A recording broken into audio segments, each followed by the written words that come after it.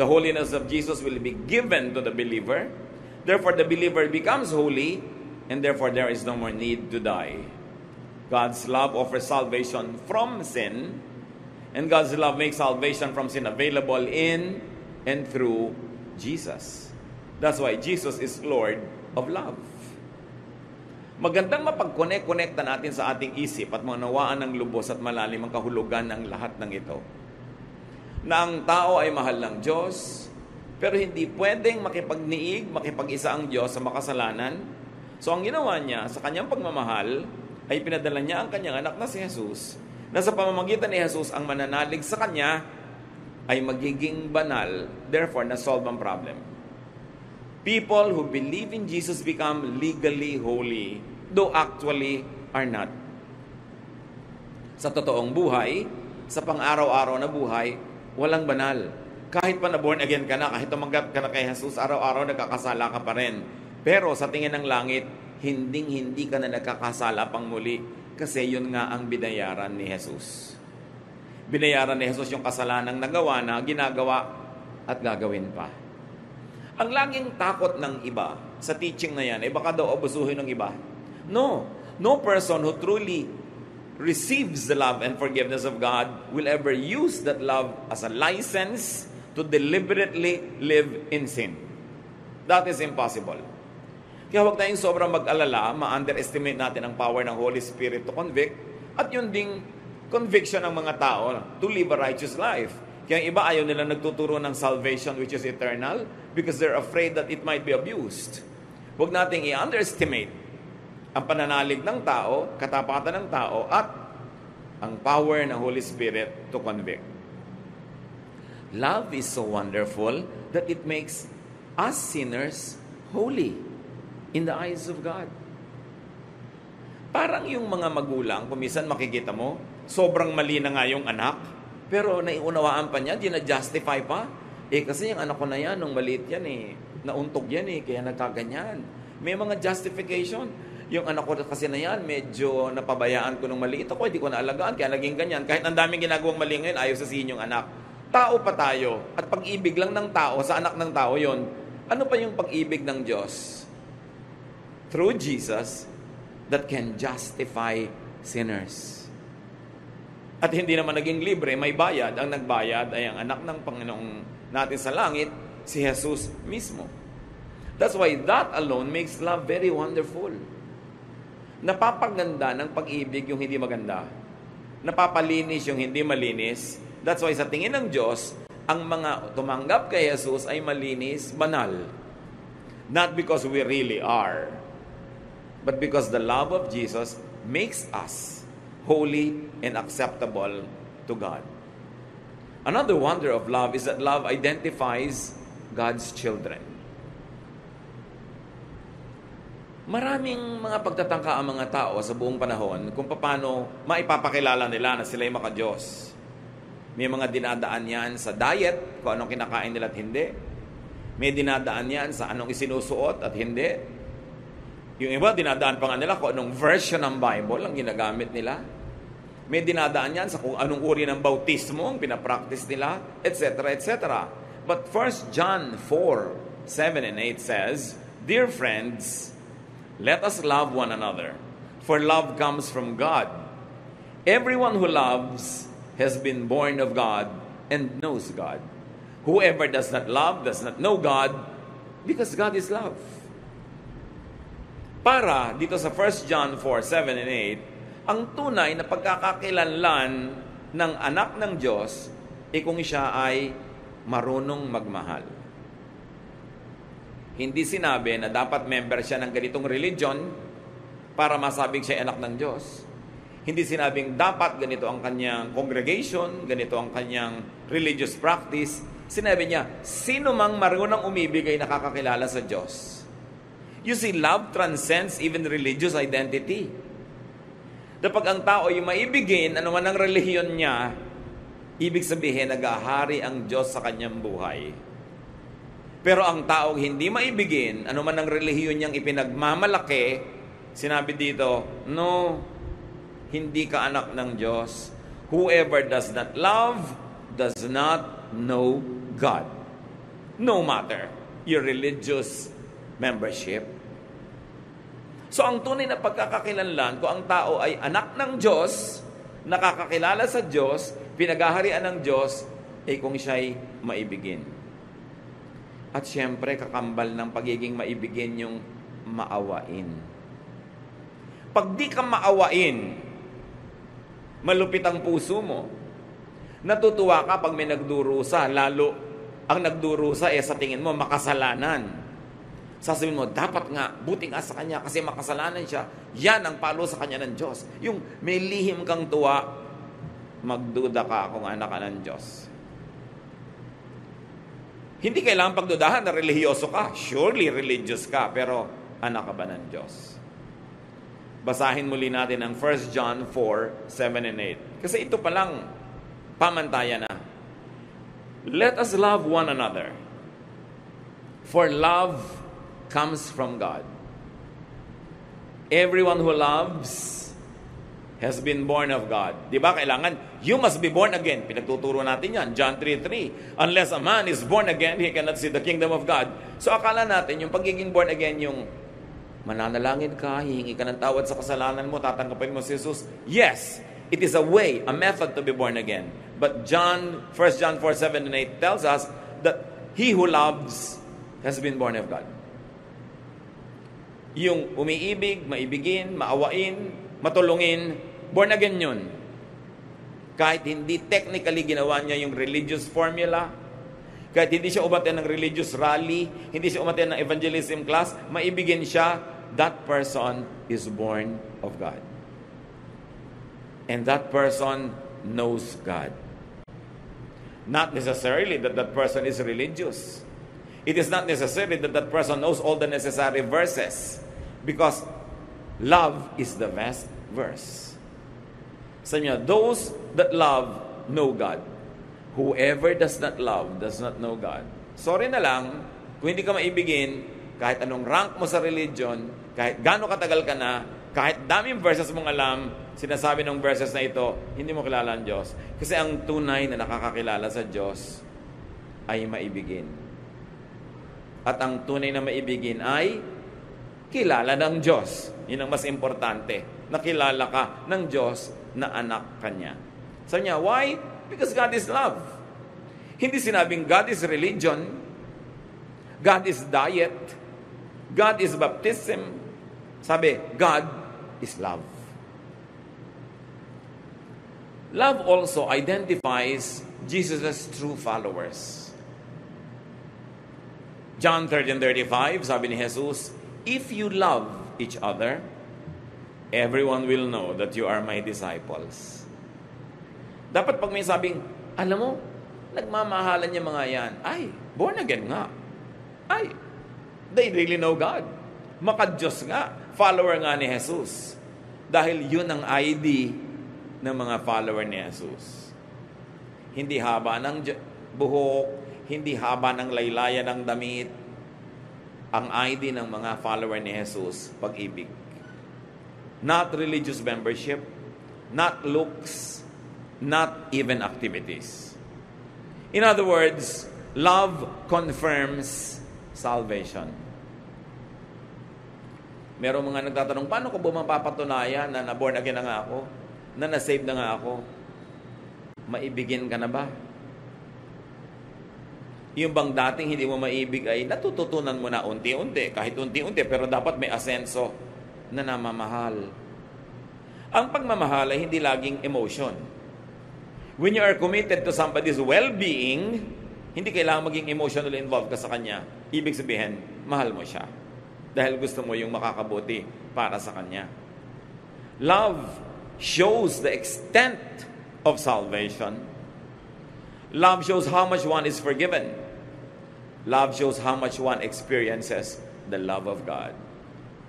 Mas nakadama ng pag-ibig ng Diyos, mas nakakapagpadama ng pag-ibig sa kapwa.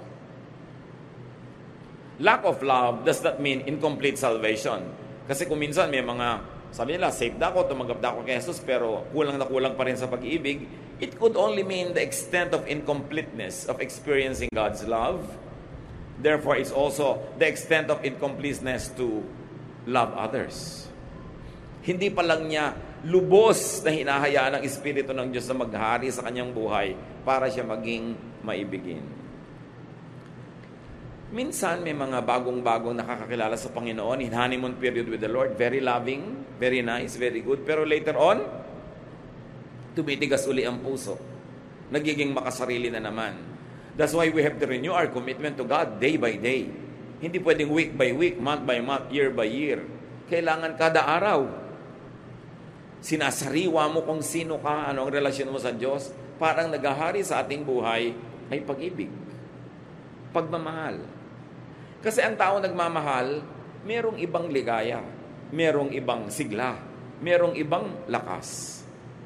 At itong pagmamahal natin sa Diyos, na pinakamabuting maipakita sa pamamagitan ng pagmamahal sa kapwa-tao, ito talaga ang nagbibigay sa atin ng iba yung lakas na espiritual. Kaya nga kung minsan, yung mas malinaw na galing sa makasalanang buhay, yung mas malalim ang pinaghugutan na dilim, yun ang nagiging mas maibigin sa Diyos at sa kapwa pag nakakilala na sa Panginoon. Kasi yung mga hindi masyadong obvious na nagkasala, may natitira pang self-righteousness sa kanila eh. Sasabihin na, hindi naman malaki ang naging kasalanan ko. Hindi naman ako talagang katulad ng iba dyan, na ang laki-laki ng kasalanan.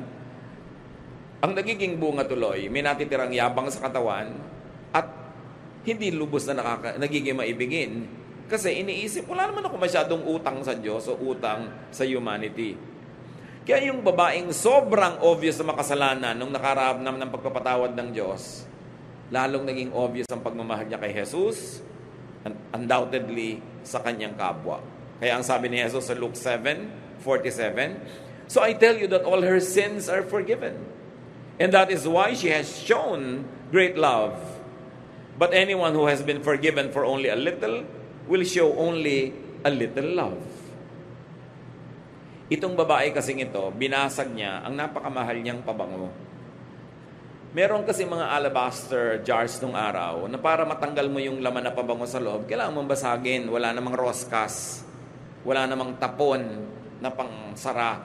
So pag bubuksan mo na siya, ubusin mo na dahil binuksan mo na yung lalagyan. At ito ang binasag niya para ibuhos sa Panginoon yung pabango. Ang mahal-mahal, ang bango-bangong halimuyak. At nagtataka yung mga tao, sabi nila, kung talagang propeta tong Jesus na to, dapat alam niyang masamang babae itong humihipo sa kanya, iiyak-iyak dito, nagmiminisa sa kanya. At sabi ni Lord, bakit niyo tinitingnan? Kaya ganyan siyang magmahal sa akin. Sobra siyang makasalanan. Ang laki ng patawad na tinanggap niya, kaya ganun din siya kalaki na magmahal.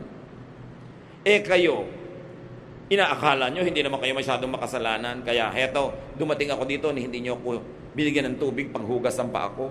Hindi nyo na ako binigyan kahit mumurahing pabango to anoint me. Hindi nyo ako pinapansin dito. Dahil iniisip nyo, hindi nyo naman obligasyon yon kasi hindi naman kayo makasalanan. At yun kung minsan ang disadvantage, so ang mga kasalanan ay tago, lihim, o hindi obvious na kasalanan, pero kasalanan pa rin. Ang pakiramdam nila sa sarili nila, they are better than others. And because they feel that way, they act in a superior way. They do not serve very well. So they don't appreciate God's love as much as those who know that they have been forgiven in a big way. Kaya sabi niya, kung talagang ramdam mo na napatawad ka sa malaking paraan, malaki ka rin umibig. Malaki din ang pag-ibig mo. At nagbabasag ka ng mamahaling pabango para i-offer, hindi yung kung ano na lang, pwede na. Pagka kasi iniisip ng tao, hindi siya masyadong makasalanan, ang pakiramdam niya, hindi rin niya masyadong kailangan ng pagpapatawad, at hindi rin niya kailangan masyadong mag-make up at magbayad-bayad sa kanyang mga kasalanan. The amount of forgiveness is not determined by God's capacity or willingness to forgive, because God loves to forgive completely. Kung ang natatanggap nating pagpapatawad ay hindi nalilimitahan ng kakayahan ng Diyos dahil kayang-kaya naman niya at gusto pa niya na magpatawad ng ganap, bakit merong hindi masyadong ganap ang natatanggap na kapatawaran, o yung assurance ng kapatawaran o yung pag-ibig na kasama sa pagpapatawad ng Diyos. Kasi nalilimitahan ngayon ng kanyang pananalig sa sarili. The love we receive from God is not limited by God's capacity to give. It is limited by our capacity to receive. Konti ang natatanggap mo kasi maliit lang ang lalagyan na nakasahod.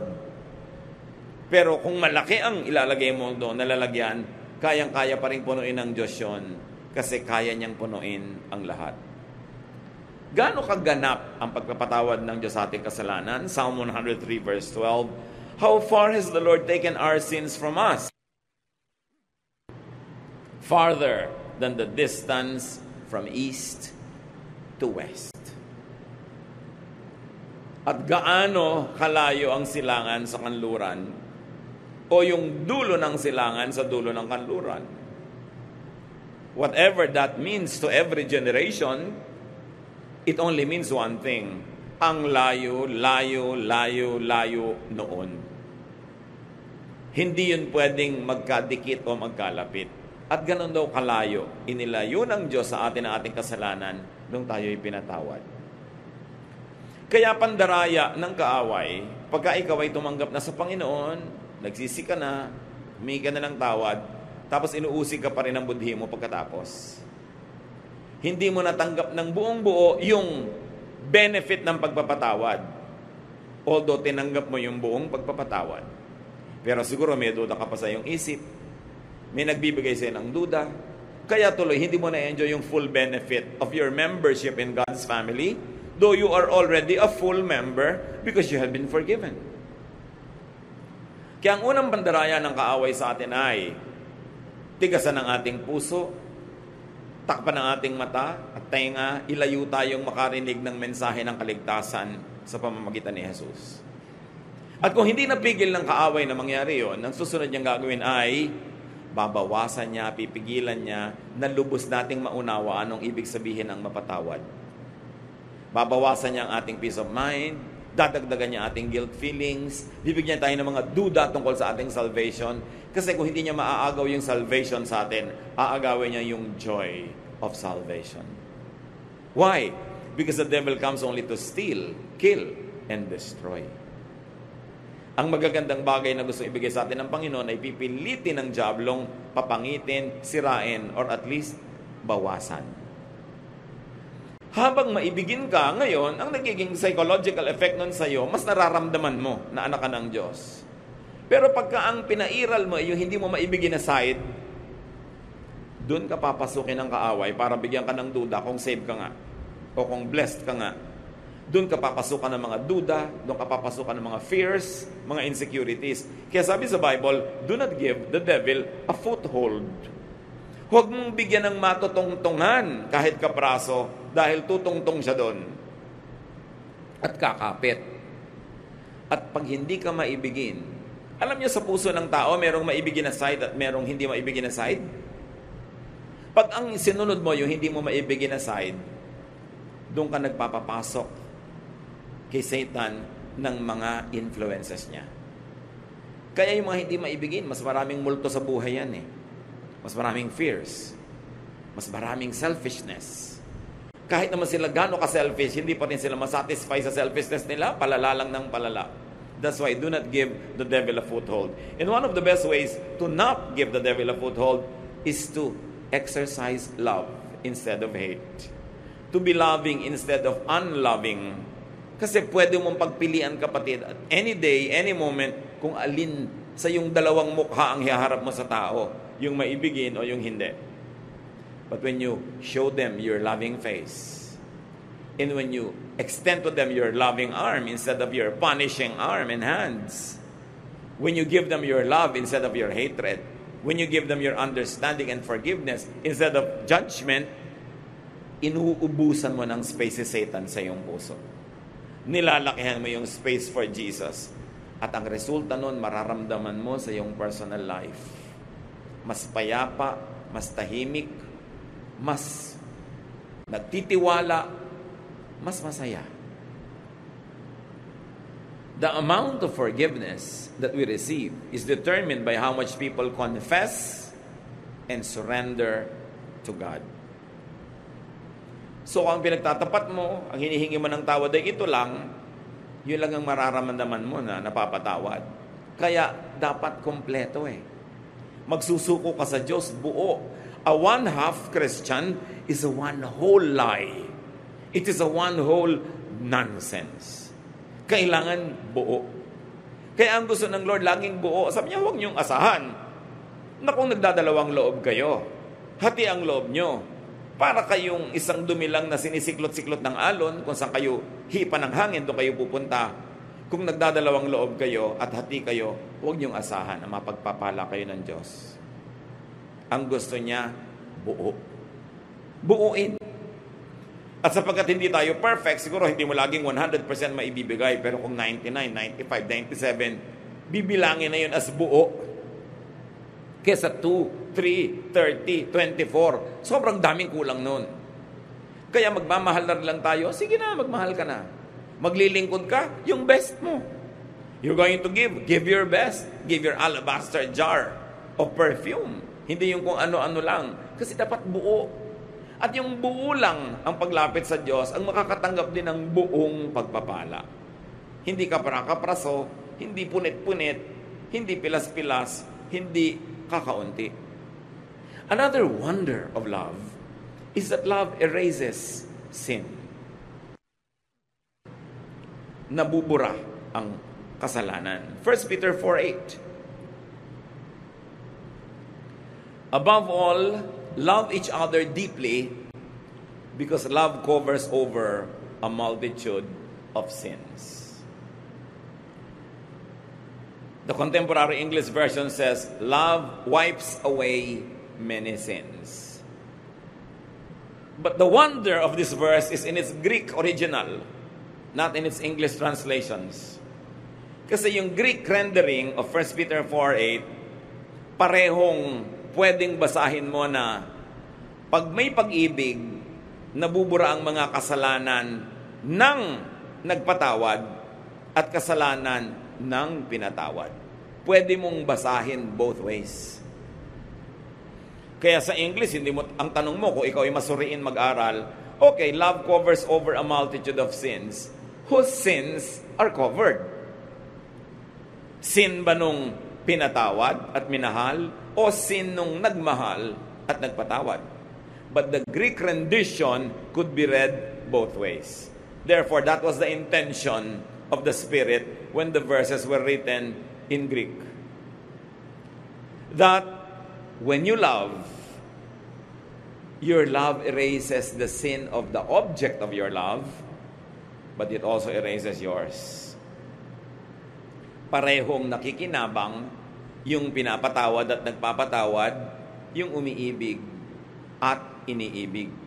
Kaya inuutos sa atin, forgive one another. Because if you do not forgive others, God also won't forgive you. Because if your love or lack of it will not erase other people's sins, there's also no love that will erase your own sin. Kaya napakalaking benepisyo na magmahal. Huwag ka magkwenta. Huwag mo sabihing, nalugi ako sa pagmamahal sa'yo. Nalugi ako sa pagpapatawad sa'yo. Nalugi ako sa paggawa sa'yo ng mabuti. No, dahil sa iyong pag-ibig, siya at ikaw na umibig ay parehong nakikinabang. Pero siyempre, kung tayo naman yung tumatanggap ng pag-ibig ng kapwa, lalo pagpapatawad ng kapwa, mainam na kahit siya may premyo na sa Diyos, meron pa rin siyang premyo galing sa atin na napatawad at tumanggap ng kanyang pag-ibig. Huwag natin sasabihin, dahil minahal mo ako, tinulungan mo ako, Diyos na ang bahala sa iyo. Dapat, gagawa tayo ng paraan na tayo man magsukli. Pero kung ikaw yung nagbigay, tas hindi ka nasukli anong tao, ibukas mo ang mata mo sa ibinigay sa iyo ng Diyos. Dahil pati ang iyong mga kasalanan ay nabubura pag nagpapatawad ka at bumubura ng kasalanan ng iba. God's love in and through Jesus covers over and wipes away people's sins. Love for one another covers over and wipes away other people's sins and one's own sins. Ano ang napakalinaw na moral lesson yan agad, mga kapatid? If you can't be sinless, love all the more. Kung di ka makapamuhay ng walang kasalanan, nagkakaroon ka pa rin ng mga kasalanan, anong ipambubura mo doon? Pag-ibig sa kapwa. Pagmamahal. Kaya mas marami kang hindi malampasan pang kasalanan, hindi mapagtagumpayan, mas sikapin mo maging maibigin, patawad sa kapwa. Kasi sa pagbubura mo ng kasalanan nila, dahil minamahal mo sila, pati ang sayo nabubura. Baligtarin niyo, mga kapatid, kung di kayo marunong magpatawad, ano nangyayari sa mga kasalanan nyo? Di rin napapatawad. Pag hindi kayo marunong magbura ng utang ng iba, ang utang nyo rin hindi nabubura. Kaya sa Matthew chapter 6, ang linaw ng sinabi sa Lord's Prayer, forgive us as we forgive those who sin against us. Patawarin mo kami, gaya rin naman ng pagpapatawad namin sa nagkakasala sa amin. Kung nagpapatawad kami ng kalahati lang, Lord, di kalahati lang din ang kasalanan ko ang patawarin nyo. Kung di po ako nagpapatawad, di huwag nyo akong patawarin. Pero Lord, nagpapatawad po ako, kaya patawarin nyo na rin ang mga kasalanan ko. Yang pag-ibig, mas kailangan niya ng mga hindi makapagtagumpay sa mga kasalanan. Kasi kailangan may mambura ng ating mga kasalanan. And it is love for others that will do that. Matthew 22:37-39. Nung tinanong si Jesus kung anong pinakamahalaga sa lahat, sa mga utos, sabi niya, love the Lord your God with all your heart, soul, and mind. This is the first and most important commandment. The second most important commandment is like this one, and it is love others as much as you love yourself. Ang totoo, yung 10 commandments, pwedeng hatiin sa dalawa. Yung mga naunang commandments only means love God. Yung you shall not call upon the name of the Lord your God in vain, yung you shall have no other gods before me, etc., etc. It means love God. At yung mga do not steal, do not commit adultery, do not covet, do not kill, lahat yon love others. Kaya pag mahal mo ang Diyos at mahal mo rin ang iyong kapwa, technically, sinusunod mo yung buong commandment. So huwag kang mapako sa mga detalye ng mga commandments at mga religious laws. Ang mahalaga ito, maibigin ka. At pag maibigin ka, mapansin mo man o hindi, natutupad mo, nasusunod mo ang kautusan. Kasi ang kautusan, nakakalito sa mga detalye. Pero ang ibig sabihin lang, maging maibigin ka. Tulad ng, bakit ang mga babae sa Corinth ay inuutosang magbelo? Kasi ang lalalim ng mga damit nila, yung mga dibdib, yung mga likod, nakakaakit sa mga lalaki sa worship, na nakatingin na sa batok nila, tinititigan na yung mga buhok nilang umaakit sa batok nila patungo sa likod ng tenga nila, na wala na sa pag-worship ang mata ng lalaki. Kaya maibigin ka, magbelo ka para di ka titigan at nang walang tukso. So, maibigin. Pag sinabing huwag kang kumain ito dahil may na-offend, kasi na-offend sila, huwag na lang sila ma-offend. O sige, hindi ko na lang kakainin, maibigin ka nun. Yung sinabing, you shall not covet what is not yours, pag-ibig sa kapwa, kanya yun bakit mo pag-iinteresan? You shall not steal.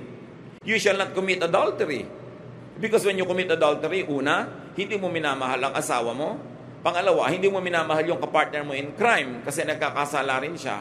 At kung siya may asawa rin, hindi mo minamahal yung asawa niya, inaagawan mo. Kung may mga anak siya, inaagawan mo ng tatay itong mga anak na ito, napunta na sa yung tatay nila.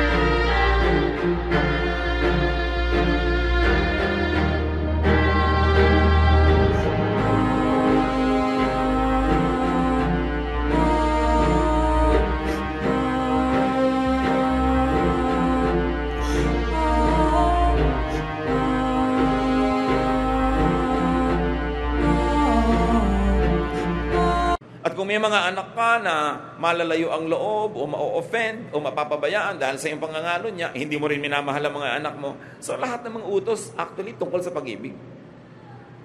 Ang problema, yung mga iba sobrang naging legalista at relihiyoso. Masunod lang yung mga detalye ng utos kahit hindi na sila maging maibigin. Nabaligtad. Pagka sinabing batuhin niyo ang mga babaeng nangangalo niya hanggang mamatay, anong pag-ibig doon? Because it is meant to be a deterrent. Para matakot ang mga tao, mangalo niya. Huwag silang mang-agaw ng asawa ng may asawa. Maging tapat sila sa kanilang mga asawa. Pero hindi rin naman nag-work. Wala ring takot yung mga tao. Nababato lang, namamatay lang. Nagkakasala lang tuloy yung mga bumabato dahil nagiging malupit sila. Pero tuloy pa rin naman ang pangangalo niya. Kaya ang sinabi ni Lord, okay, anong pinakamahalagang commandment? Huwag nyo nang isipin yung mga detalye kasi nalilito kayo eh. Sometimes sa pagsunod nyo sa detail, doon kayo nagiging unloving. Kaya ibinalik ni Lord, ito ang commandment, love the Lord your God with all your heart and with all your soul, and love your neighbor as yourself. Huwag kayong magpalito sa interpretation yan. Pag hindi loving, hindi na yan ang law of God. Pag sa pagsunod sa religious regulation, hindi na kayo nagiging loving, nabe-break nyo na yung spirit of the law. Ang sinusunod nyo na lang, the letter of the law. Kaya sabi niya, para walang lituhan, ang lagi mo na lang itanong, is it loving? Pastor, pwede po ba akong umattend ng lamay ng lola ko? Kasi may padasal po sila. Hindi ba? Iba naman yung religion natin. Hindi tayo nagdadasal para sa patay. Loving ba na hindi ka umattend? Apo ka? Hahanapin ka ng mga magulang mo, ng mga tiya mo, ng mga pinsan mo. Loving ba na hindi ka umattend? Hindi po. Di umattend ka. Alam ka namang natanggal yung salvation mo dahil umattend ka niyan. Yung pong pinsan ko, na lumaki kami, kababata ko pa nung araw, tapos ganyan ikakasal. Kaya lang po, iba yung religion nila, kinukuha kong abay. Aabay po ba ako? Iba na ang aking church ngayon. Loving ba na huwag kang sumipot sa kasal ng pinsan mo? Hindi po. Kasi magdaramdam siya. Kasi gusto niya, nandun ako. Di umattend ka. Natanggal ba yung kaligtasan mo sa pagiging loving mo? Umattend ka doon. Yung iba kasi, sa pagiging technical ng religiosity nila, sa pagsunod nila sa mga letra ng mga bawal at hindi bawal, ang nagiging ending, hindi sila loving. Kaya, nilinaw ni Jesus, the most important commandment is to love. And if in the process of loving, you break the letter of the traditions and the laws, then do so, but be loving. Because it is the highest command of all. It is the most important command of all. The best, the highest, and the purest religion is love. Now, no matter how religious you are, how high your religious position or office is, if you are not loving, balewala ang lahat. At si Pablo mismo, sabi niya sa 1 Corinthians 13:13, for now there are faith, hope, and love. But of these three, the greatest is love. Greater than faith? Can you imagine that? Greater than hope? And Paul says, the greatest is love. Unahin nyo ang umibig. Huwag niyong unahing maging relihiyoso. Kung ang pagiging relihiyoso, ang ending, di kayo maibigin. So learn and practice to love more. Mga kapatid, kahit gaano kahaba ng eternal life nyo, isa lang ang buhay nyo dito sa mundo. Isa lang. Minsan lang. Huwag niyong palampasin na hindi kayo nagmahal at hindi kayo minahal dahil hindi kayo kamahal-mahal. Tulungan niyo naman ang mga tao na mamahal kayo. Huwag niyong gawin ang sarili niyo na hateful. Gawin niyo ang sarili niyong attractive to the power of love.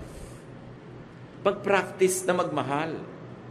Kung pipili kayo at makakapili kayo ng magmahal at hindi magmahal, piliin niyo magmahal because God is love. Maraming pwedeng approaches. Use the loving approach. And also open up to being loved. Payagan nyo ang mga taong mahalin kayo.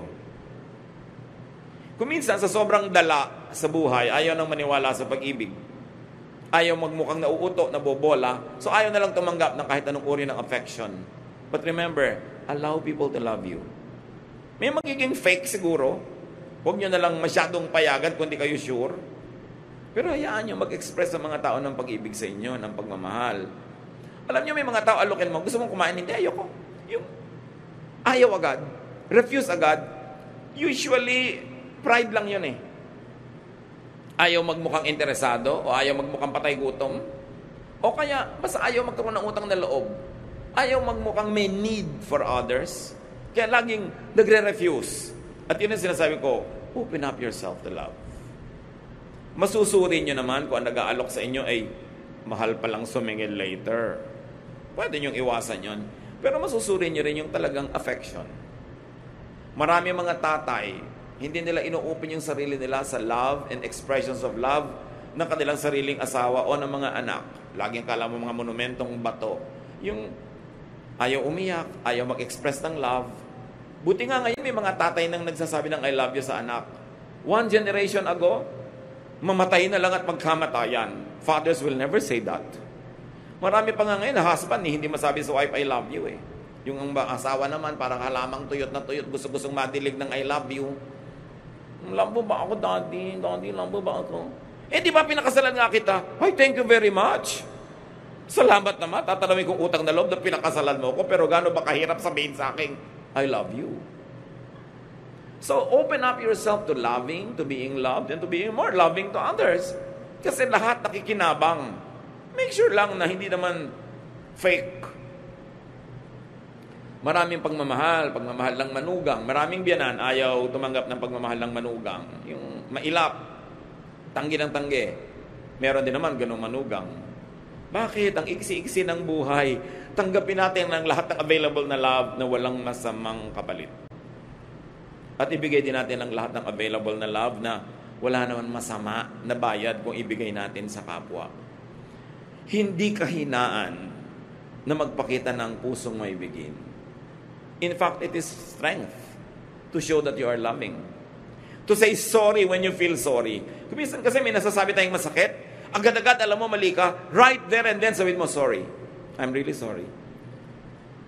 With every second, every minute, every hour na hindi mo sinasabi yung sorry, mas humihirap sabihin. Lalo kung isang linggo na ang lumipas, isang buwan, nagkakatigasan na. Samantalang, sorry said in the most correct time will actually not permit more damage. Yung agad pag sorry ka, kahit alam mong sorry ka, ba't di mo masabi? Bakit mahirap gumawa ng mabuti? Ba't ang dali-daling gumawa ng masama, manakit ng kapwa? Bakit? Doon natin makikita how much of God's love is at work in our hearts. Sundin ninyo ang sinasabi ng budhi. Kung ang sinasabi nito ay magpakumbaba, humingi ng tawad, tanggapin ang pagkakamali. Hindi yan weakness. Yan ay strength. Because only very strong people can say sorry.